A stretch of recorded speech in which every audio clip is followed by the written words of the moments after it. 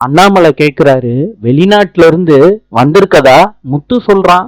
எந்த நாட்டுல இருந்து வந்திருக்கீங்கன்னு கேக்குறாங்க. முத்து சொல்றாரு, அப்பா இவங்க மலேசியால இருந்து வந்திருக்காங்க. விஜயா இத கேட்டுட்டு ரொம்ப சந்தோஷப்படுறாங்க. எங்க மூத்த மருமகளும் மலேசியா தான். அந்த வயசான பாட்டி கேக்குறாங்க, உங்க மருமக அங்க எங்க இருக்காங்க? விஜயா சொல்றாங்க, எனக்கு தெரியாதுங்க, என்னோட மருமகளை கூட்டிட்டு வரேன் அப்படின்னு சொல்லிட்டு ரூமுக்குள்ள போறாங்க விஜயா.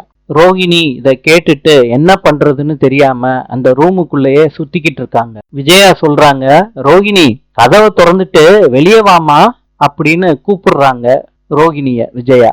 ரோகிணி அந்த ரூமுக்குள்ளேயே நின்னுகிட்டு இப்ப என்ன பண்றதுன்னு தெரியாம பேந்த பேந்த முழிச்சுக்கிட்டு இருக்காங்க.